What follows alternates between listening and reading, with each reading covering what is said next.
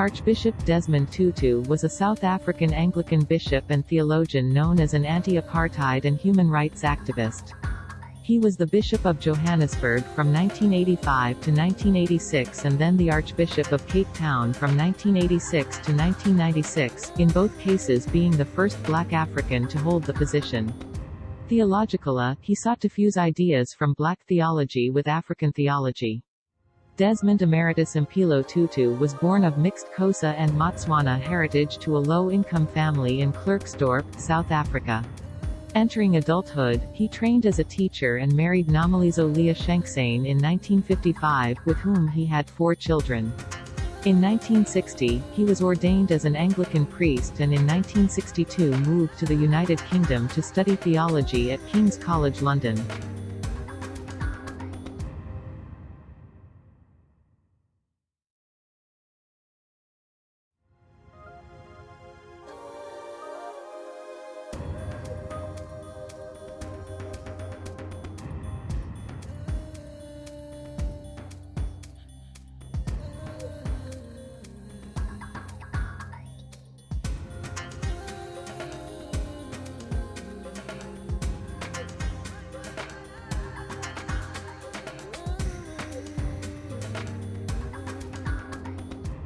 In 1966 he returned to Africa, teaching at the Federal Theological Seminary, South Africa, and then the University of Botswana, Lesotho, and Swaziland.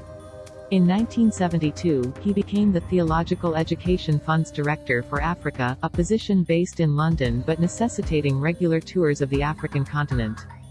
Back in southern Africa in 1975, he served first as Dean of St. Mary's Cathedral in Johannesburg and then as Bishop of Lesotho. From 1978 to 1985, he was General Secretary of the South African Council of Churches.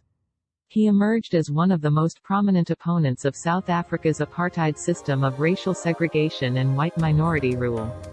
Although warning the National Party government that anger at apartheid would lead to racial violence, as an activist, he stressed nonviolent protest and foreign economic pressure to bring about universal suffrage.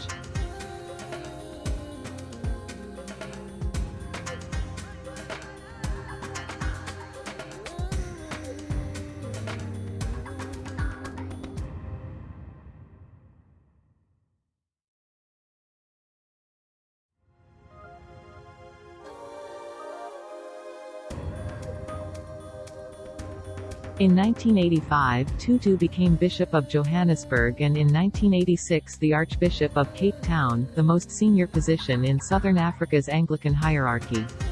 In this position, he emphasized a consensus-building leadership model and oversaw the introduction of female priests.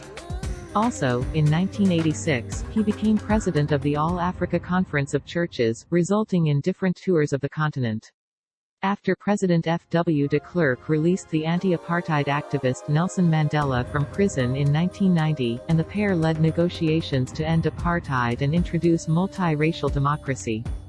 Tutu assisted as a mediator between rival black factions.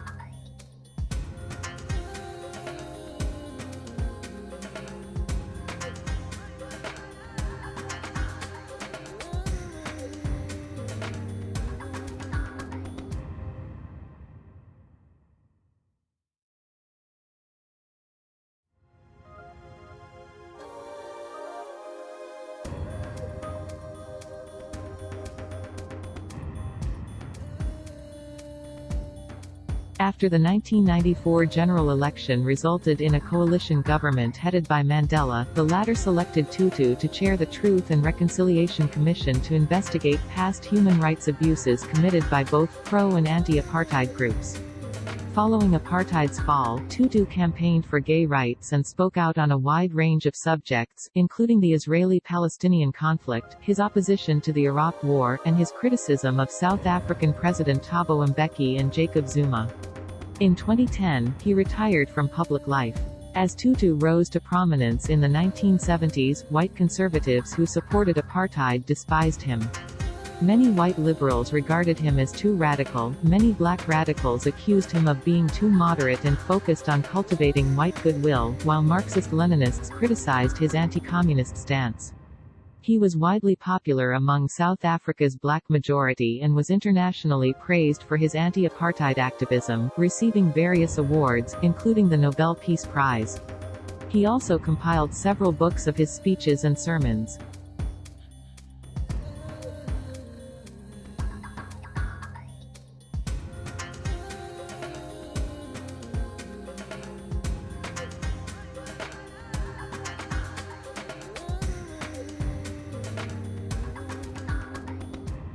The Nobel Peace Prize-winning Anglican cleric whose good humor, inspiring message, and conscientious work for civil and human rights made him a revered leader during the struggle to end apartheid in his native South Africa has died. In a statement confirming his death on Sunday, South African President Cyril Ramaphosa expressed his condolences to Tutu's family and friends, calling him a patriot without equal. A man of extraordinary intellect, integrity, and invincibility against the forces of apartheid, he was also tender and vulnerable in his compassion for those who had suffered oppression, injustice and violence under apartheid, and oppressed and downtrodden people around the world, Ramaphosa said.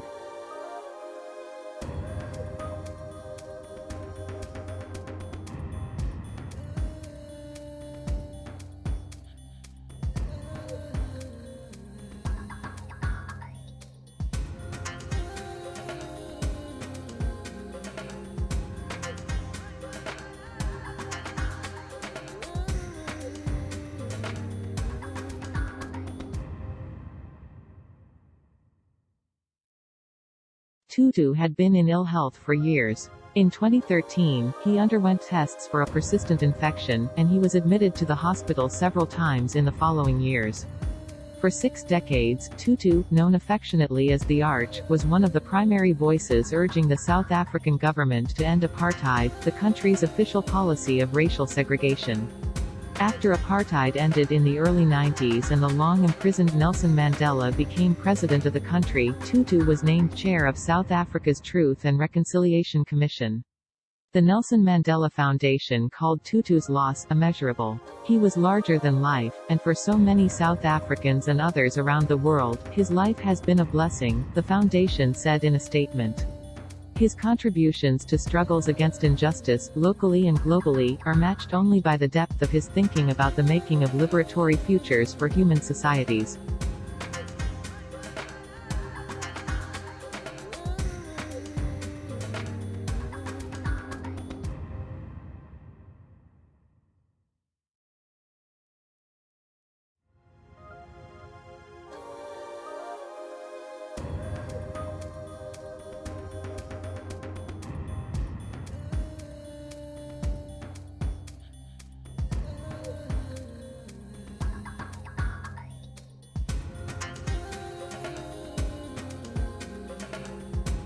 Tutu's civil and human rights work led to prominent honors worldwide.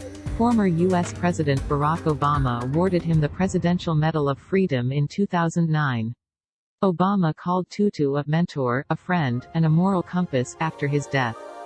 Archbishop Tutu was grounded in the struggle for liberation and justice in his own country, but also concerned with injustice everywhere. He never lost his playful sense of humor and willingness to find humanity in his adversaries, said Obama. President Joe Biden also mourned Tutu on Sunday. His courage and moral clarity helped inspire our commitment to change American policy toward the repressive apartheid regime in South Africa, the president said in a joint statement with First Lady Jill Biden. His legacy transcends borders and will echo throughout the ages. In 2012, Tutu was awarded a $1 million grant by the Mo Ibrahim Foundation for his lifelong commitment to speaking truth to power. The following year, he received the Templeton Prize for his lifelong work in advancing spiritual principles such as love and forgiveness, which has helped liberate people worldwide. Most notably, he received the 1984 Nobel Peace Prize, following his countryman, Albert Luthuli, who received the prize in 1960. The Nobel cemented Tutu's status as an instrumental figure in South Africa, which he gained in the wake of protests against apartheid. Despite anger about South Africa's policy and widespread global disapproval, the country was banned from the Olympics from 1964 through 1988. The South African government quashed opposition, banning the African National Congress political party and imprisoning its leaders, including Mandela.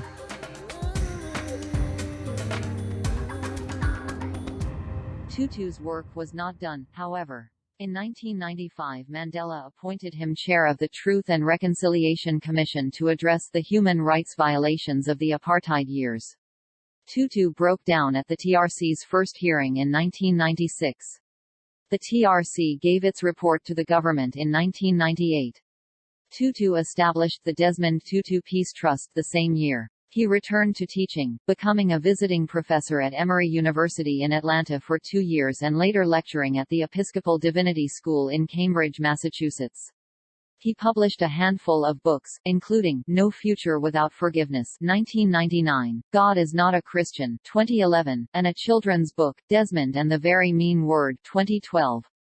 He retired from public service in 2010 but remained unafraid to take controversial positions. He called for a boycott of Israel in 2014. He said that former U.S. President George W. Bush and former UK Prime Minister Tony Blair should be made to answer at the International Criminal Court for their actions around the Iraq War. But he was also distinguished for his sense of humor, embodied in a distinctive, giggle-like laugh. While visiting The Daily Show in 2004, he broke up at Jon Stewart's jokes.